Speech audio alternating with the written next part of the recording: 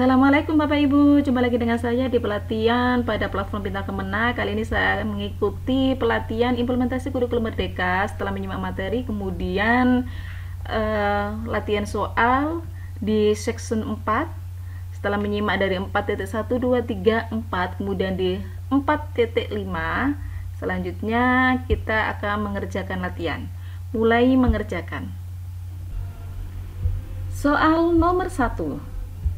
Madrasah adalah sekolah umum berciri khas agama Islam. Hal yang harus ditanamkan dalam implementasi proses pendidikan di madrasah adalah memperkuat nilai-nilai keagamaan. Pernyataan yang kurang sesuai dengan konsep tersebut, yang kurang sesuai adalah C ya. Pendidikan agama dan umum harus dipisahkan secara tegas supaya masing-masing dapat berjalan sesuai dengan target. Ini kurang sesuai. Harusnya pendidikan agama dan umum harus diintegrasikan. Baik, soal nomor 2. Salah satu kekhasan pembelajaran di madrasah bahwa pembelajaran tersebut mengarus utamakan upaya memfusikan hati nurani dengan membersihkan diri dari akhlak tercela tahalli dan sekaligus menghiasi diri dengan akhlak terpuji tahalli melalui proses mujahadah, kesungguhan dan riyadhah latihan. Hal ini sesuai dengan nilai kekhasan dan ruh pendidikan madrasah, yaitu ini kata kuncinya di hati nurani. Maka jawabannya D. Hati nurani sebagai sasaran utama. Nomor 3. Dalam penerapan kurikulum Merdeka terdapat prinsip fleksibilitas. Karena itu timbul istilah pembelajaran berdiferensiasi. Penerapan pembelajaran berdiferensiasi menjadi penting karena ini ya, C. Memenuhi kebutuhan belajar yang beragam dari setiap siswa. Nomor 4. Dalam membentuk kompetensi keterampilan yang dibutuhkan abad 21 kurikulum Merdeka, menyarankan paradigma pembelajaran konstruktivisme sebagai acuan pembelajaran. Karena itu, prinsip pengelolaan pembelajaran perlu guru bertindak sebagai fasilitator dalam proses pembelajaran. D. Nomor 4. Nomor 5. Ada sebuah tabel, seorang pendidik perlu mengenal bakat dan potensi setiap anak. Hal ini dikarenakan, pertanyaannya adalah, pernyataan yang tepat akan pentingnya mengenal bakat, minat, dan potensi siswa adalah, di sini nomor 1, setiap anak memiliki keunikan dan potensi yang berbeda-beda. Dengan mengenali perbedaan ini, kita dapat menghargai dan merespon kebutuhan setiap individu. Nomor 1 betul. Nomor 2, memahami bakat dan potensi masing-masing anak. Kita dapat merancang pengalaman belajar yang sesuai serta memaksimalkan bidang yang diminati. Betul, nomor 2. Nomor 3, pembatasan pemikiran ini salah, tidak dibatasi ya. Nomor 4, menyeragamkan pengetahuan yang diterima agar menjadi linear. Oh, bukan. Salah juga nomor 4. Nomor 5, memupuk motivasi dan rasa percaya diri setiap siswa yang akan menimbulkan rasa percaya diri untuk lebih berkembang. Jadi, yang paling tepat adalah nomor 1, 2, dan 5. D. Nomor 6. Walladzina amanu wattaba'athum dzurriyyatuhum biimanin alhaqna bihim dzurriyyatahum wama alatnahum min 'amalihim min syai' kullu mri'in bima kasaba rahin. Pernyataan yang sesuai dengan isi kandungan surat At-Tur ayat 21 yang terkait dengan kekhasan pendidikan madrasah adalah B. Semua tindakan guru kepada peserta didik didasari rasa kasih sayang terhadap peserta didik yang berperilaku kurang baik tetap disikapi dengan pandangan kasih sayang, bukan kebencian. Nomor 7. Kurikulum memiliki fungsi menyiapkan generasi penerus bangsa agar siap menghadapi tantangan di zamannya sekaligus mewariskan budaya bangsa. Karena itu, kurikulum mengalami perubahan beberapa kali. Pertimbangan paling penting perubahan kurikulum adalah ini ya, B. Mengikuti perkembangan tantangan zaman. Nomor 8. Kemampuan generasi mendatang hendaknya tidak lagi fokus pada pengetahuan karena internet telah menyediakan segalanya. Namun, keterampilan hidup abad 21 yang senantiasa akan dibutuhkan untuk menghadapi perubahan yang tidak menentu. Berdasarkan situasi tersebut, pernyataan yang kurang sesuai dengan konsep tersebut adalah ini ya. Pendidik harus menyesuaikan dengan konstruksi kurikulum. B. Nomor 9. Perspektif ibadah dalam muatan kurikulum Merdeka di madrasah adalah ini ya, C. Mengintegrasikan nilai-nilai agama dan ibadah dalam semua aspek pembelajaran. Nomor 10. Keterampilan untuk mengelola, mengolah, memilih, dan menyikapi dengan bijak sebuah informasi agar tidak terjebak pada informasi yang merugikan dirinya sendiri adalah, kalau informasi, maka jawabannya C, information literacy. Baik, 10 soal selesai sudah, selesai ujian. Apakah Anda yakin? Bismillah, yakin. Alhamdulillah 100. Baik, kita lanjut ke soal berikutnya. Untuk latihan soal 4.12 pada pembelajaran berdiferensiasi, yaitu pelatihan implementasi kurikulum merdeka di Pintar Kemenak. Oke, kita klik selanjutnya, mulai mengerjakan soal. Soal nomor 1.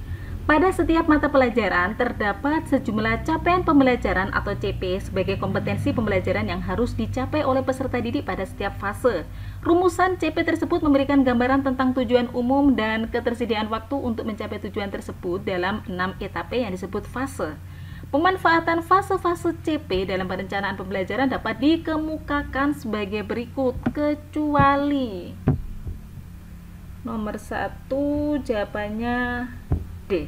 Mendorong guru fokus pada ketercapaian CP di akhir fase tanpa perlu. Kesalahannya di sini tanpa perlu ya. Harusnya memperhatikan perkembangan peserta didik dan kesinambungan proses pembelajaran antar kelas. Nomor 2. Capaian pembelajaran atau CP merupakan kompetensi pembelajaran yang harus dicapai peserta didik pada setiap fase. Dalam CP terdapat 2 unsur utama, yaitu C. Kompetensi dan materi. Nomor 3. Semua peserta didik berhak mendapatkan layanan pembelajaran termasuk peserta didik berkebutuhan khusus atau PDBK. Apabila di suatu sekolah atau madrasah terdapat PDBK yang memiliki kendala berkaitan dengan hambatan kognitif, maka yang harus dilakukan adalah ini ya, C. Adaptasi kurikulum dengan menurunkan standar pada capaian pembelajaran. Nomor 4. Implementasi kurikulum merdeka mengedepankan paradigma baru dalam pembelajaran, bukan dalam arti menghadirkan konsep dan prinsip pembelajaran yang sepenuhnya baru, namun lebih pada upaya untuk memastikan terciptanya praktik pembelajaran yang berpusat pada peserta didik.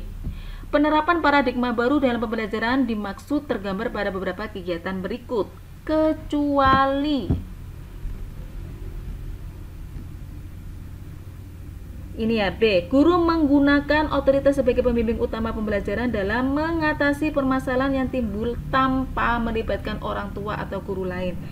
Kesalahan di sini adalah tanpa. Seharusnya memang tetap melibatkan orang tua, kerjasama orang tua atau guru lain tetap diperlukan. B. Nomor 4. Nomor 5. Dalam capaian pembelajaran matematika terdapat kalimat dengan demikian relevansinya dengan profil pelajar Pancasila. Mata pelajaran matematika ditujukan untuk mengembangkan kemandirian, kemampuan bernalar kritis, dan kreativitas peserta didik. Kalimat tersebut merupakan bagian dari komponen CP. A. Rasional mata pelajaran. 6. Kurikulum merdeka sendiri adalah pendekatan kurikulum yang dirancang untuk mengurangi beban belajar siswa, mengembangkan kreativitas dan kecerdasan beragam mereka, serta membangun karakter yang kuat. Salah satu aspek utama dari kurikulum merdeka adalah memberikan fleksibilitas kepada guru dalam merancang dan melaksanakan pembelajaran sesuai dengan kebutuhan siswa dan karakteristik lokal. Sebagai guru, tindakan yang perlu dilakukan adalah ini ya, D. Menyelaraskan peran guru yang relevan dengan konteks murid dan zaman. Nomor 7. Salah satu prinsip pembelajaran pada kurikulum merdeka adalah pembelajaran dirancang dan dilaksanakan untuk membangun kapasitas peserta didik untuk menjadi pembelajar sepanjang hayat. Terkait prinsip tersebut, beberapa pernyataan berikut merupakan kegiatan yang dapat dilakukan guru terhadap peserta didik, kecuali lagi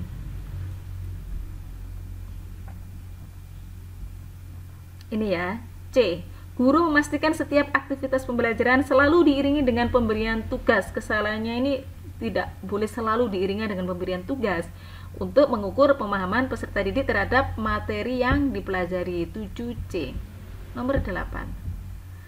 Perhatikan tabel di bawah ini, ada beberapa pernyataan dari tabel di atas yang merupakan tujuan dari asesmen awal adalah, kita lihat, menetapkan peringkat peserta didik di dalam kelas, salah. Mengumpulkan dan menghimpun data tentang kesiapan belajar peserta didik, betul. 3. Membandingkan kemampuan antar peserta didik salah. Mengidentifikasi kebutuhan belajar peserta didik betul. Jadi 2 dan 4. Jawabannya D. Nomor 8. Nomor 9. Pembelajaran dan asesmen merupakan satu kesatuan yang sebaiknya tidak dipisahkan. Terkait hal tersebut, guru dan peserta didik perlu memahami kompetensi yang hendak dicapai agar keseluruhan proses pembelajaran diupayakan untuk mencapai kompetensi dimaksud. Kaitan antara pembelajaran dan asesmen digambarkan dan diilustrasikan melalui ilustrasi berikut. Kecuali lagi nih ya, banyak kecualinya. A. Guru dapat mengukur capaian hasil belajar peserta didik pada akhir pembelajaran jika diperlukan. Ya, tidak harus jika diperlukan, memang harus mengukur capaian hasil belajar peserta didik di akhir pembelajaran. Jawaban 9A. Nomor 10. Pada kurikulum merdeka, pembelajaran lebih terfokus pada kemampuan peserta didik untuk mengeksplorasi sebuah materi. Tugas guru bukan lagi sebagai pemberi materi, namun berubah menjadi fasilitator. Yang menjadi fokus utama dalam pembelajaran yang berpusat pada peserta didik adalah ini ya, C. Fokus pada kebutuhan dan minat peserta didik sebagai pusat pembelajaran. Oke, 10 soal selesai sudah kita cek. Apakah sudah terjawab semuanya? 1D, 2C, 3C, 4B, 5A, 6D, 7C,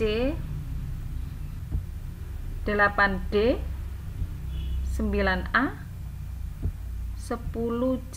Baik, 10 soal selesai sudah. Selesai ujian. Bismillah, yakin?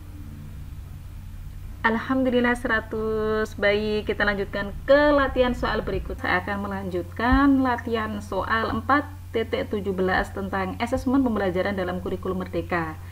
Setelah menyimak materi, langsung saja kita mengerjakan soal. Mulai mengerjakan. Soal nomor 1. Dalam satu semester, seorang guru sosiologi menetapkan 10 TP di mata pelajarannya. Untuk mendapatkan nilai akhir di semester tersebut, hal yang harus dilakukan adalah C. Melakukan asesmen sebanyak TP yang ditetapkan, mengukur dengan data kuantitatif atau kualitatif, tidak mencampur dengan asesmen formatif. Nomor 2.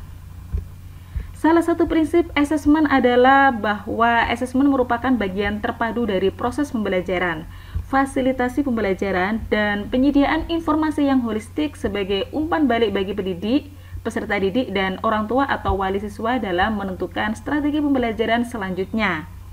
Adapun penerapan yang tepat asesmen dalam pembelajaran tergambar berikut.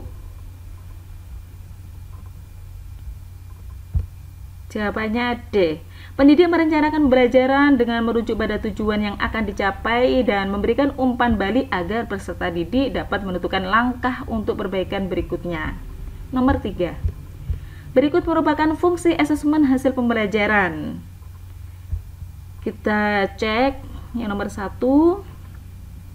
Alat ukur untuk mengetahui pencapaian hasil belajar peserta didik pada satu atau lebih tujuan pembelajaran di periode tertentu. Betul. Yang kedua, melihat hasil pembelajaran yang sudah dilakukan pendidik setelah proses pembelajaran sebagai bentuk umpan balik. Kalau sumatif ini bukan ketika proses pembelajarannya, jadi nomor 2 ini tidak tepat atau salah. Nomor 3, menentukan kelanjutan proses belajar peserta didik di kelas atau pada jenjang. Betul. Mendapatkan nilai capaian hasil belajar untuk dibandingkan dengan kriteria ketercapaian tujuan pembelajaran. Ini juga betul. Jadi yang tepat adalah nomor 1, 3, dan 4, yaitu C. Nomor 4.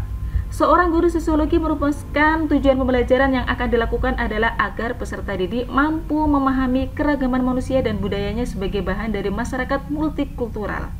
Guru tersebut melakukan penilaian dengan menugaskan peserta didik untuk mendemonstrasikan dan mengaplikasikan pengetahuannya ke dalam berbagai macam produk sesuai keinginan peserta didiknya. Teknik penilaian yang tepat untuk digunakan adalah, kata kuncinya ini ya, mendemonstrasikan, mengaplikasikan, ini termasuk kinerja. Kinerja itu unjuk kerja atau praktik. Nomor 4, B. Nomor 5. Perhatikan tabel di bawah ini. Yang ditanyakan berdasarkan tabel di atas, perbedaan dari asesmen formatif dan asesmen sumatif yang tepat adalah, kita cek yang A. Asesmen formatif dilakukan pada akhir pembelajaran, ini sudah salah. Yang ini adalah sumatif, dilakukan awal proses pembelajaran, ini formatif, kebalik yang A. Yang B, mengetahui perkembangan penguasaan siswa, betul. Mengetahui pencapaian pembelajaran siswa, betul. B ini tepat. Yang C, bukti penguasaan materi siswa untuk memperbaiki proses pembelajaran, kesalahannya di sini proses pembelajaran itu di asesmen formatif, jadi ini kebalik yang C. Yang D, digunakan untuk menentukan nilai rapot, ini untuk sumatif, tidak digunakan untuk menentukan nilai rapot, ini formatif. Jadi yang tepat adalah yang B, baris B. Nomor 6. Pada kurikulum Merdeka diharapkan pendidik dapat menguatkan kemampuan peserta didik dengan melakukan asesmen formatif dalam proses pembelajaran. Berikut merupakan contoh kegiatan asesmen formatif. Nomor 6 B ya, setelah pembelajaran berlangsung, pendidik menyampaikan pertanyaan kepada peserta didik untuk mengetahui tingkat penguasaan materi untuk memberikan umpan balik, karena formatif ini pada proses pembelajaran ini. Oke. Nomor 7. Pak Rosid adalah MTS As-Sa'adah. Setelah melakukan pembelajaran tentang sholat berjamaah, ia meminta peserta didik berbagi peran. Ada yang menjadi imam, ada yang menjadi makmum untuk memperpraktikkan sholat berjamaah di musola madrasah. Sambil membawa instrumen penilaian, Pak Rosid mengamati praktik sholat berjamaah yang dilakukan peserta didik. Teknik penilaian yang tepat untuk digunakan adalah, karena ini praktik sholat berjamaah, pasti unjuk kerja A. Nomor 8. Guru perlu mengetahui ketercapaian tujuan pembelajaran peserta didik. Hal pertama yang harus dilakukan adalah D. Menetapkan indikator ketercapaian. Nomor 9. Di antara jenis instrumen asesmen yang disiapkan oleh pendidik dapat berupa suatu pedoman yang dibuat untuk menilai dan mengevaluasi kualitas capaian kinerja peserta didik. Melalui pedoman tersebut, pendidik dapat memusatkan perhatian pada kompetensi yang harus dikuasai oleh peserta didik sekaligus mempertimbangkan bantuan yang dapat diberikan kepada peserta didik dalam meningkatkan capaian kinerja. Dimaksud dituangkan dalam bentuk kriteria atau dimensi yang akan dinilai, yang dibuat secara bertingkat dari kurang sampai terbaik. Deskripsi di atas menggambarkan instrumen asesmen berupa D. Rubrik. Soal terakhir nomor 10. Pembelajaran dalam kurikulum Merdeka dilaksanakan menggunakan prinsip mastery learning. Setiap peserta didik mempelajari tujuan pembelajaran yang sama dalam setiap pertemuan. Mereka juga mendapatkan pembelajaran berdiferensiasi. Yang perlu dilakukan jika ada peserta didik yang tidak dapat mencapai kriteria ketercapaian tujuan pembelajaran adalah D ya, memberikan pendampingan untuk mencapai kriteria yang ditetapkan. Selesai ujian, apakah yakin? Oke. Ada satu yang salah, nanti kita evaluasi. Kita lanjutkan ke soal berikutnya. Kali ini saya akan melanjutkan latihan soal tentang proyek penguatan profil pelajar Pancasila dan profil pelajar Rahmatan lil Alamin atau disingkat P5 PPRA. Oke, langsung saja setelah menyimak materi sampai dengan 4.21 langsung kita selanjutnya mulai mengerjakan soal. Nomor 1. Perhatikan beberapa tahapan berikut. Pertanyaannya, urutan tahapan yang benar dalam pelaksanaan proyek penguatan profil pelajar adalah yang pertama pasti membentuk tim fasilitator proyek. Ini nomor 2, kita cari yang pertama. Nomor 2 ini ternyata ada di A yang pertama. Berarti nomor 1 jawabannya A, karena setelah membentuk tim fasilitator proyek, kemudian mengidentifikasi tingkat kesiapan madrasah, merancang dimensi tema alokasi waktu, menyusun modul proyek, dan terakhir merancang strategi pelaporan proyek. Nomor 1 A. Nomor 2, tujuan proyek penguatan profil pelajar Pancasila dan profil pelajar Rahmatan lil Alamin adalah B ya, penguatan identitas khas bangsa Indonesia, yaitu Pancasila sebagai rujukan karakter pelajar Indonesia dan moderasi beragama dengan kompetensi dalam konteks perkembangan abad 21.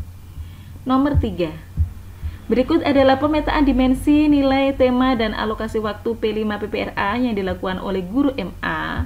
Yang ditanyakan adalah tema yang paling tepat pada huruf A, B, C berturut-turut adalah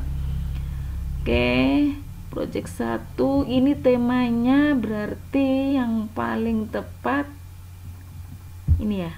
Yang A kearifan lokal, yang untuk project 2, yang B Bhinneka Tunggal Ika, dan project 3 yang C adalah kewirausahaan. Jawaban nomor 3 adalah B. Nomor 4. P5 dan PPRA merupakan profil yang diwujudkan bergandengan dalam satu kegiatan. Berikut ini pernyataan yang benar mengenai keduanya adalah ini ya. P5 mengandung dimensi, elemen, dan subelemen, sementara PPRA mengandung nilai, subnilai, dan indikator. Nomor 5. Pernyataan yang benar tentang proyek penguatan profil pelajar Pancasila dan profil Rahmatan lil Alamin adalah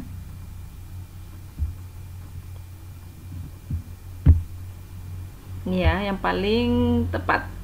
Profil pelajar Pancasila dirancang untuk menjawab pertanyaan profil atau kompetensi seperti apa yang ingin dihasilkan oleh sistem pendidikan di Indonesia. 5C.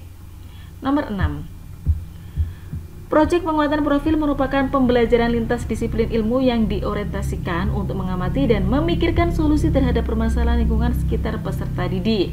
Proyek penguatan profil di madrasah diproyeksikan pada dua aspek, yaitu profil pelajar Pancasila dan profil Rahmatan lil Alamin. Terkait proyek penguatan profil pelajar di madrasah tersebut, pernyataan berikut yang tidak tepat. Yang tidak tepat. Ya, ini proyek profil pelajar Pancasila dan proyek profil pelajar Rahmatan lil Alamin memiliki asesmen masing-masing. Yang tidak tepat ada yang A. Nomor 7. Manusia diciptakan oleh Allah SWT berbangsa-bangsa dan bersuku-suku. Sekalipun demikian, hal ini tidak berimplikasi terhadap perlakuan yang berbeda. Di hadapan Allah, yang manusia-manusia satu dengan yang lainnya hanyalah ketakwaannya semata. Konsep inilah yang diusung untuk ditumbuh kembangkan dalam penguatan profil pelajar Rahmatan lil Alamin melalui nilai B. Kesetaraan, musawah. Nomor 8. Modul proyek dilengkapi dengan komponen yang menjadi dasar dalam proses penyusunannya. Modul tersebut setidaknya memiliki komponen berikut: profil modul, tujuan, aktivitas, dan asesmen. Penentuan tema dan topik atau judul modul, fase atau jenjang sasaran, dan durasi kegiatan terdapat dalam komponen pasti yang A, profil modul. Nomor 8A. Nomor 9. Indah seorang pengurus OSIS di madrasah B. Setiap hari Senin, Rabu, dan Jumat ia mendapat tugas untuk menjadi petugas sapa pagi. Kegiatan sapa pagi dimulai pukul 6.15 hingga 6.30 WIB. Indah hadir di madrasah pukul 6 tepat. Yang Indah lakukan merupakan salah satu bentuk pengamalan profil pelajar Rahmatan lil Alamin, yaitu C. Qudwah, menjadi suri tauladan, keteladanan. Nomor 10 terakhir, ada 5 tahapan yang harus dilakukan madrasah atau sekolah dalam mendesain P5 PPRA. Kegiatan yang bukan merupakan tanggung jawab tim fasilitator adalah C. Merancang tim fasilitator dalam satuan pendidikan. Baik, 10 soal selesai sudah, kita cek lagi 1A, 2B,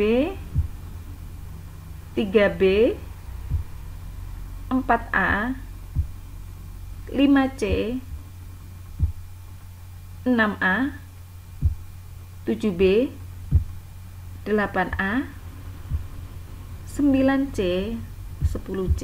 Oke, selesai ujian. Apakah Anda yakin? Bismillah, yakin.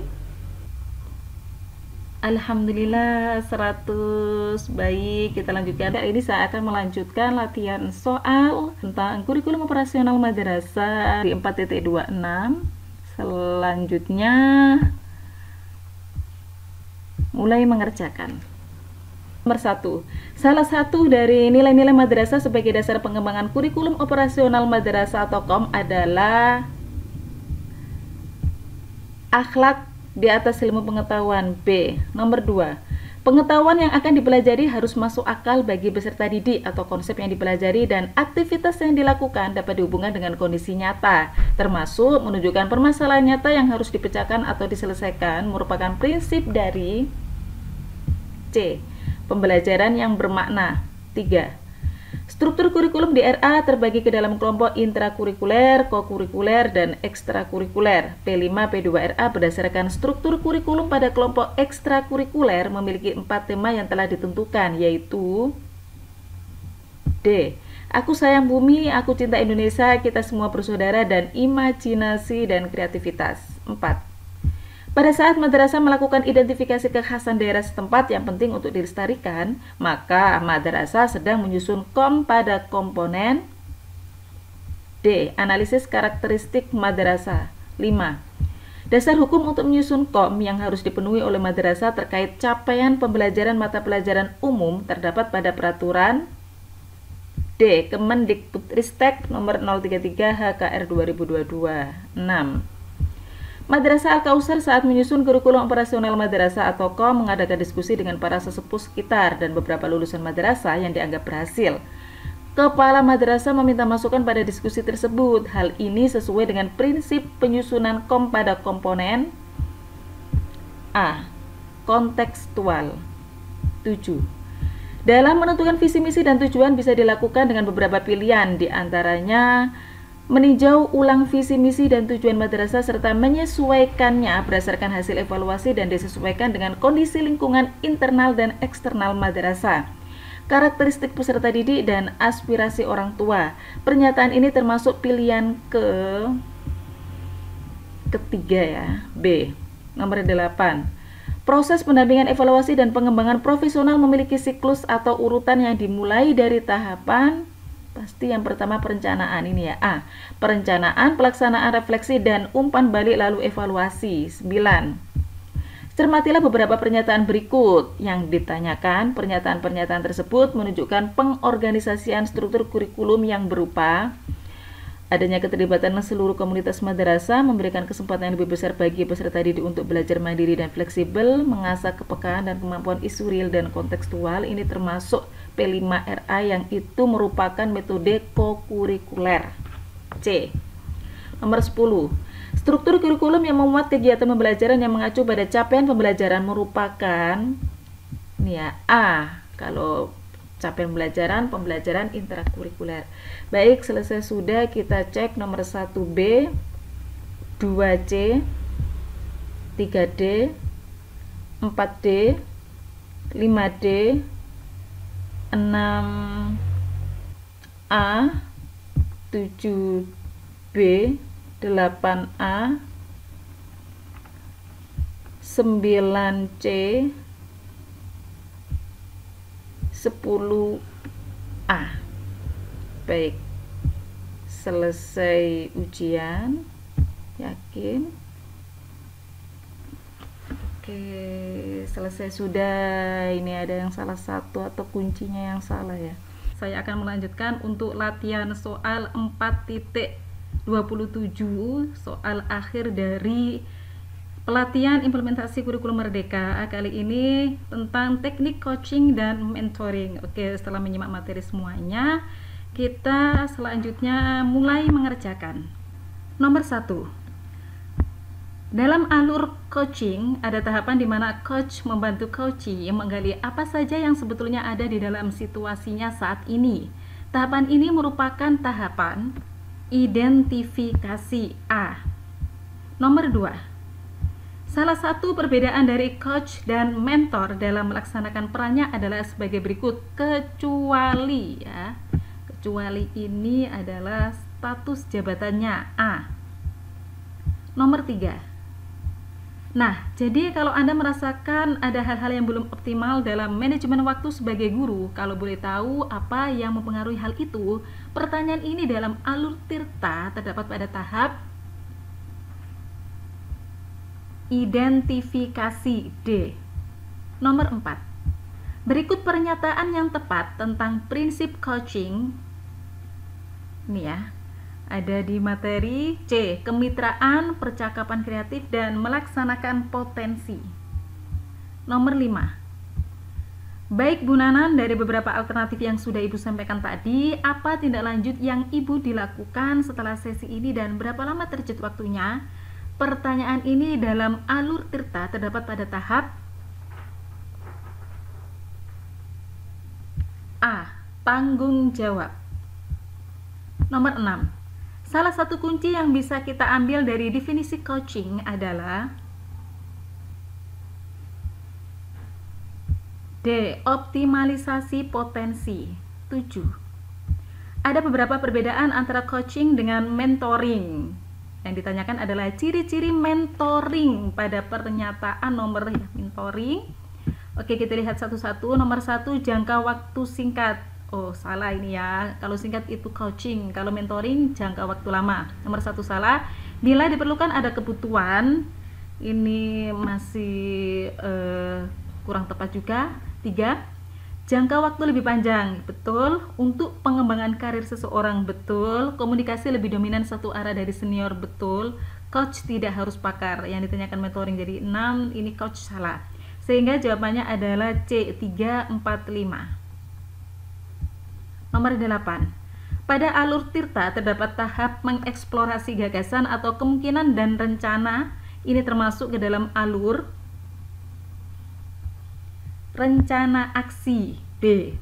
Nomor 9. Hari ini kita akan diskusi sekitar 30 menit ya. Nah, untuk itu saya ingin memastikan apa yang ingin Bapak diskusikan dengan saya. Pertanyaan ini dalam alur Tirta terdapat pada tahap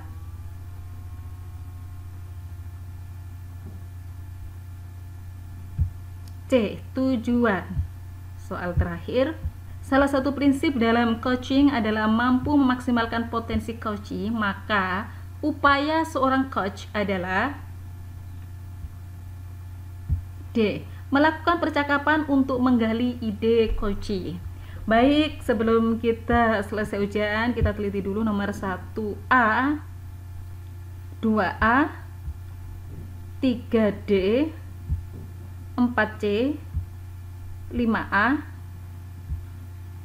6D, 7C, 8B, 9C, 10D. Oke, selesai ujian. Apakah Anda yakin? Bismillah, yakin. Alhamdulillah 100 Anda lolos passing grade. Baik Bapak Ibu, selesai sudah pelatihan implementasi kurikulum Merdeka. Kita jumpa lagi di pelatihan berikutnya. Oh ya Bapak Ibu, jangan lupa memberikan review untuk dapat mendownload sertifikat nantinya. Baik, terima kasih. Assalamualaikum warahmatullahi wabarakatuh.